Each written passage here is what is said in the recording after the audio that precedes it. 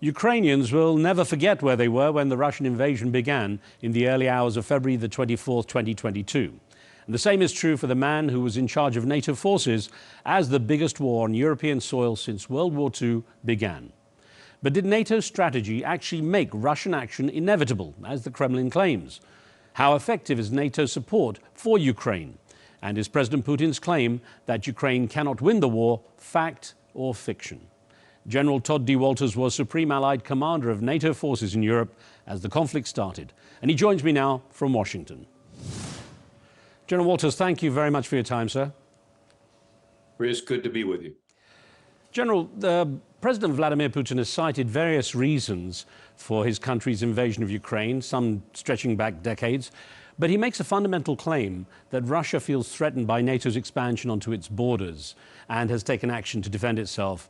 Should NATO and the West perhaps accept some responsibility for precipitating conditions that may have started this conflict?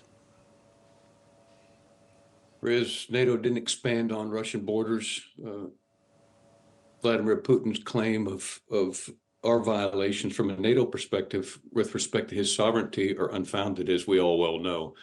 We in NATO exercise often, always on NATO territory, and any claim by Putin along the lines counter to that are just false.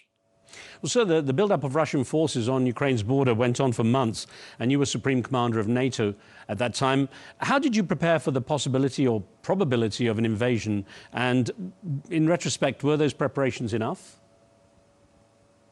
Well, in retrospect, the invasion occurred. So the deterrence that took place was for the purpose of that not to take place, and obviously it did. So it doesn't take a rocket scientist to figure out that we were unable from a NATO perspective to stop Russia from invading Ukraine. But what we did do was continue to increase the capability of the NATO military forces in the region to send a powerful signal about NATO solidarity. And ultimately, Russia's invasion of Ukraine culminated with NATO solidarity being increased. And as we well know, NATO will soon be to 32 nations with the recent news about Sweden. So those are all things that Putin didn't want to occur, but did. Unfortunately, he elected to take the path of a nefarious act, which was the invasion of a nation's sovereign territory. And what he actually received from a NATO perspective was a NATO that is more unified and a NATO that is growing in size and capability. General, you had, of course, a key position at that time. And I'm wondering, where were you at the time you heard the invasion had begun? What was the first thing that went through your mind, and what were the first actions you took?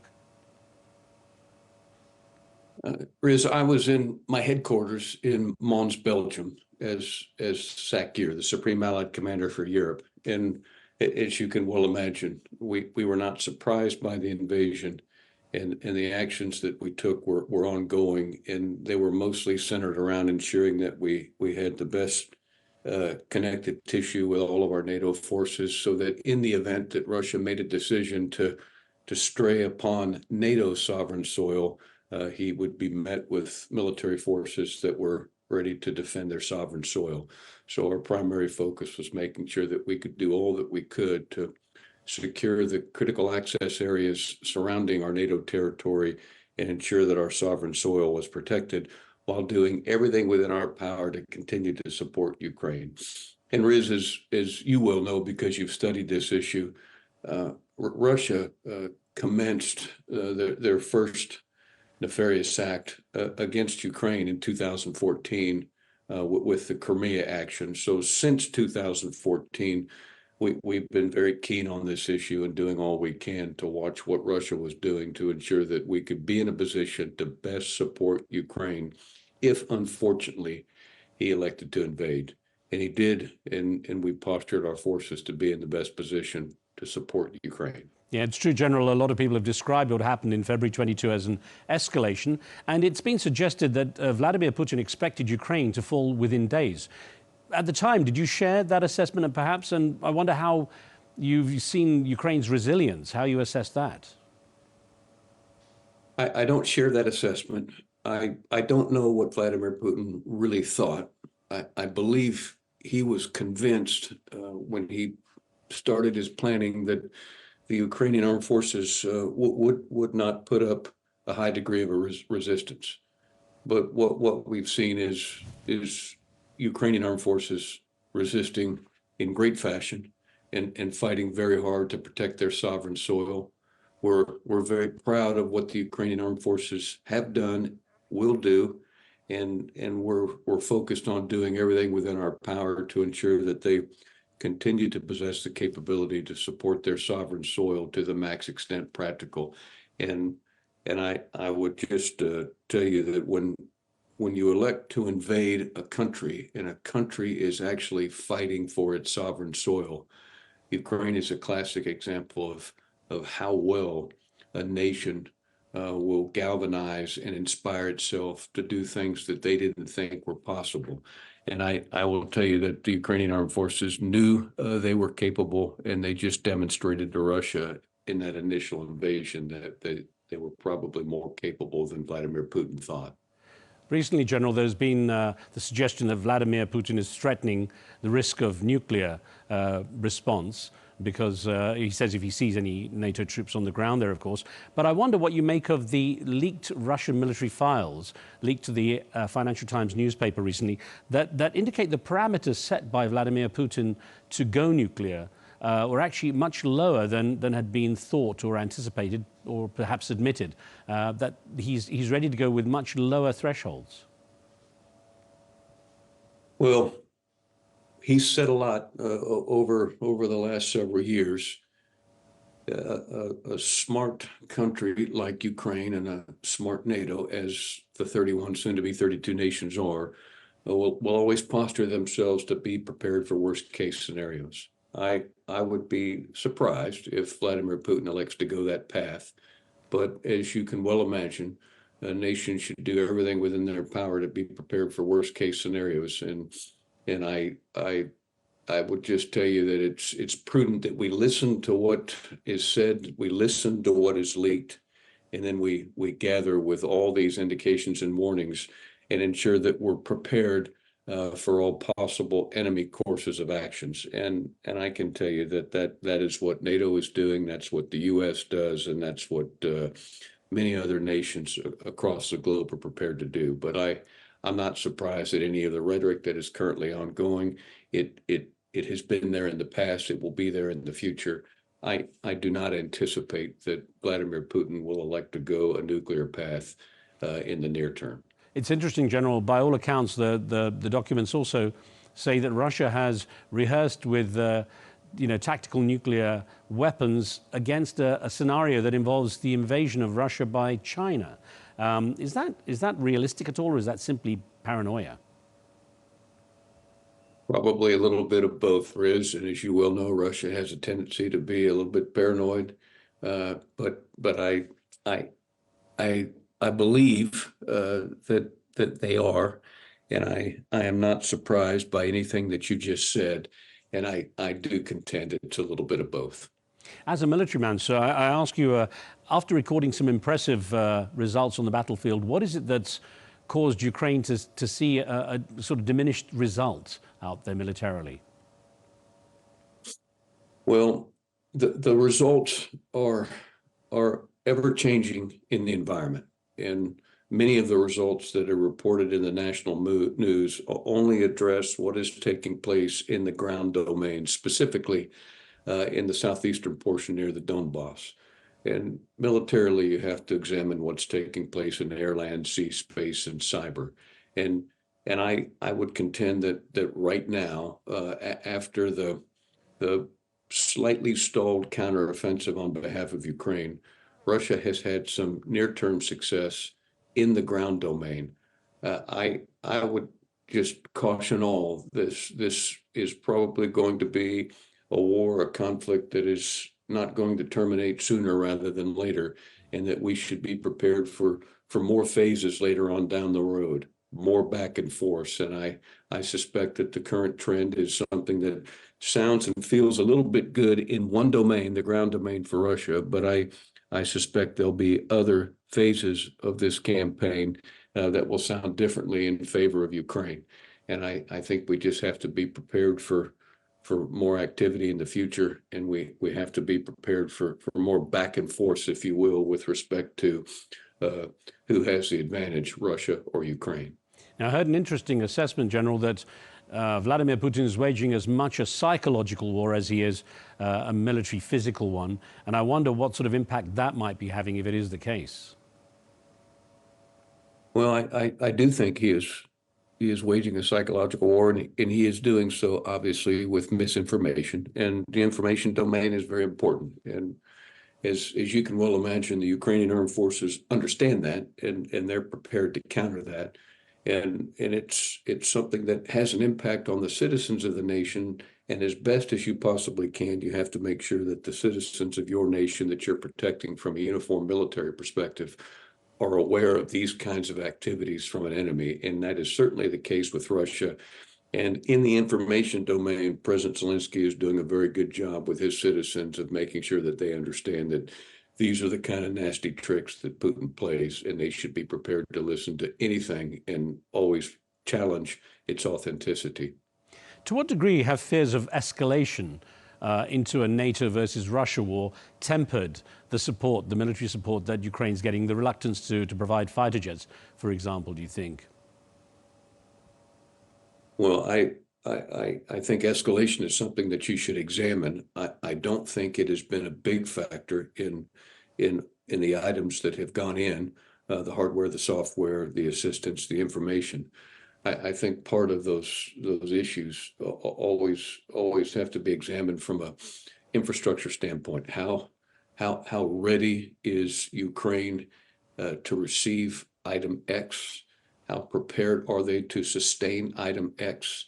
How sophisticated are they to take item X and employ it for the benefit of their positional gain or their military campaign?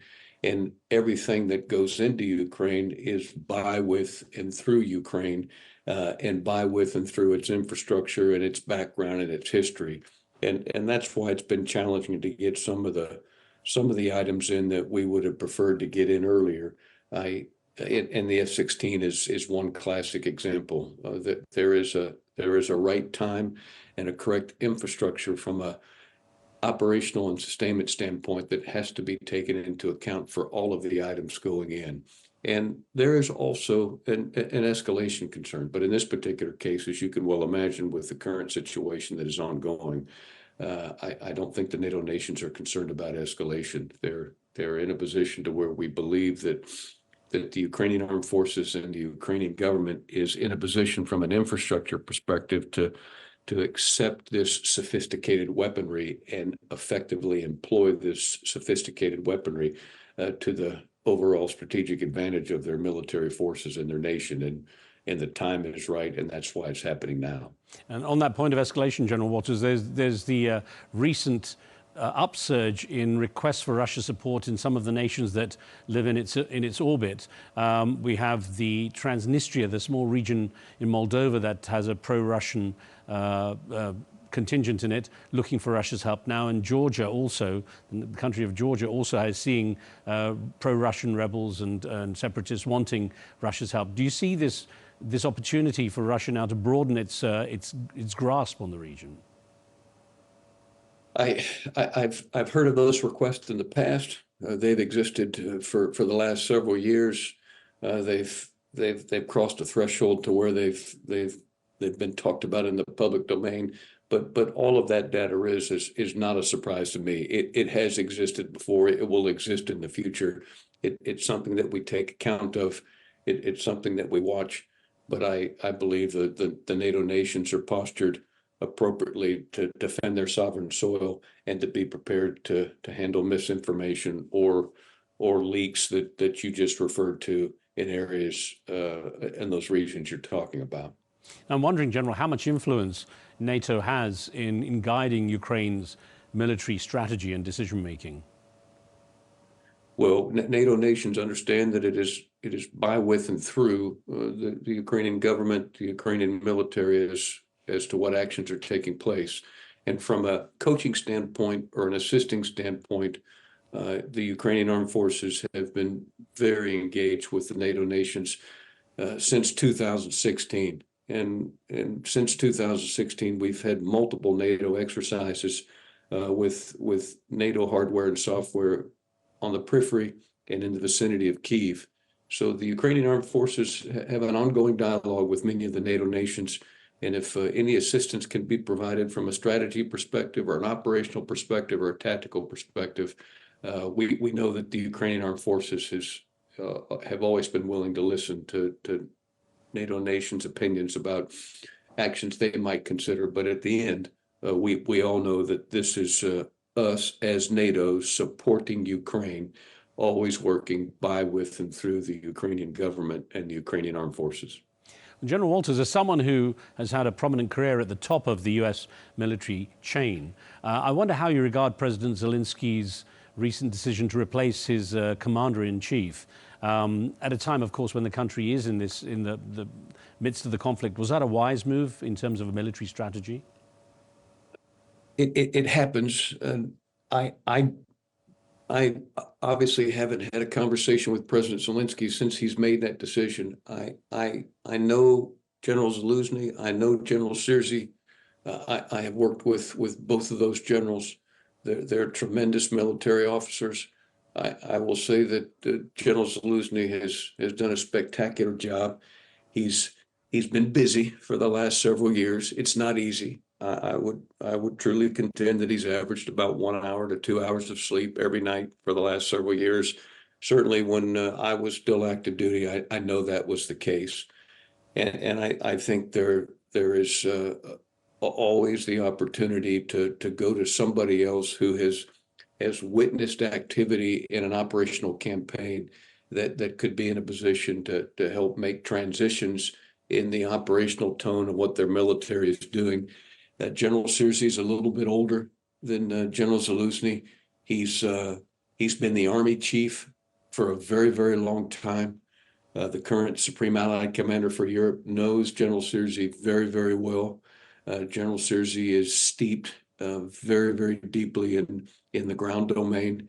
His understanding of the battle space from a ground perspective is elite.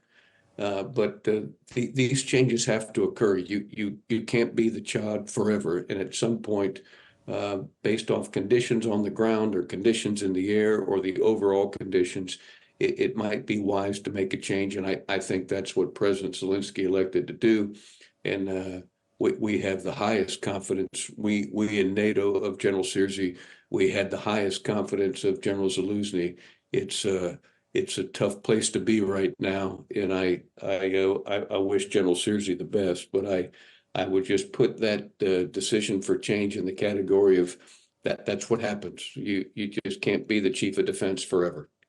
Well, sir, you referred to the Ukrainians' resilience earlier, and you talked about the way they've come up to defend their country. We saw a large volunteer force mobilize pretty quickly. Now, one thing interesting that has come up in some of the documents that are being released now is the General Sir Richard Sheriff, former Deputy Supreme Commander of NATO, made a statement that was quite interesting. He said that the UK and European allies may have to think about the unthinkable now and consider conscription. What's your take on that?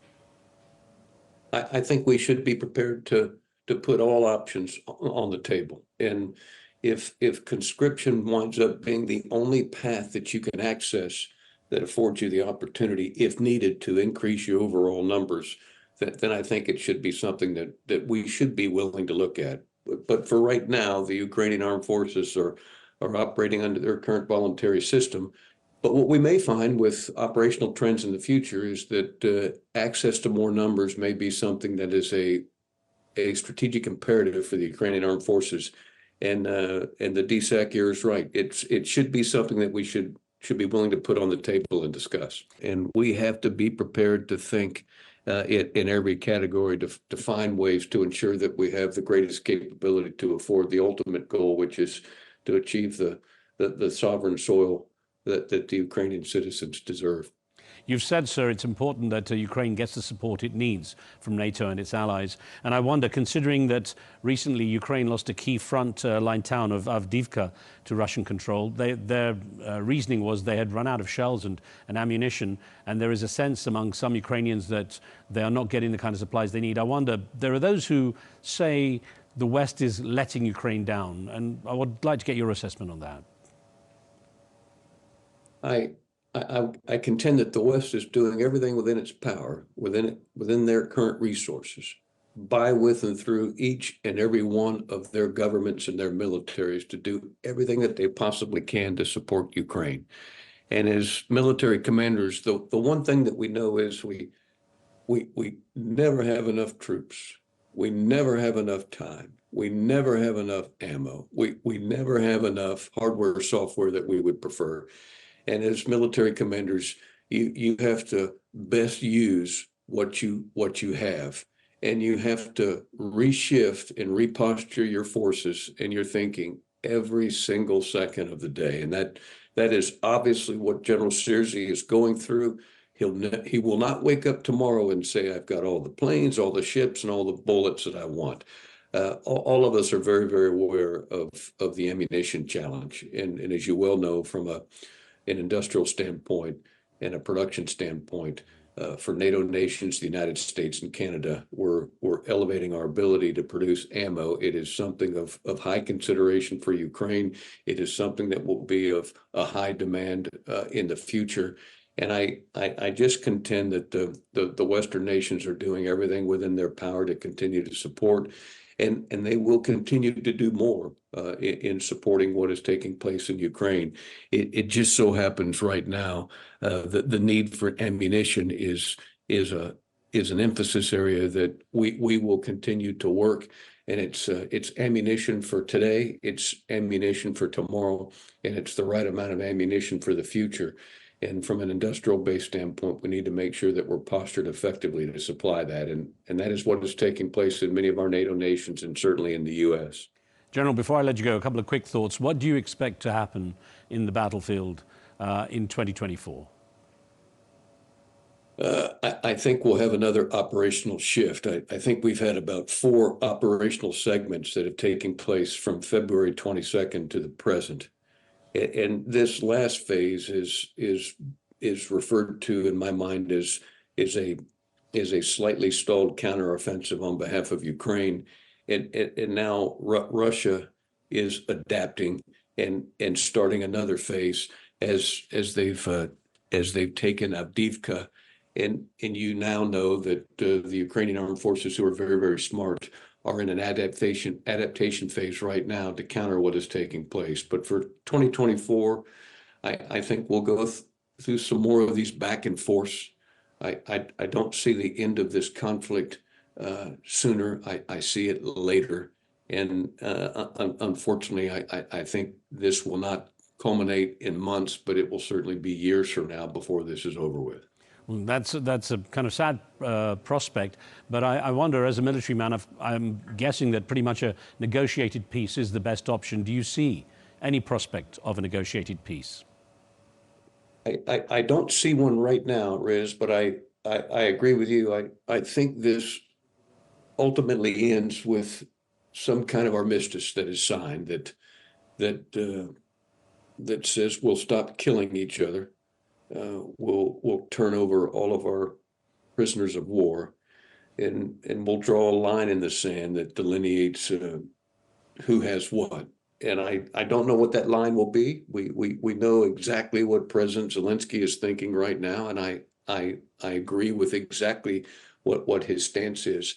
It may change in the future, and I would suspect that this armistice, which is probably several years down the road, when it's ultimately signed, Russia won't be overly happy about signing it, and nor will Ukraine. And that is typically what takes place during these armistices that are signed.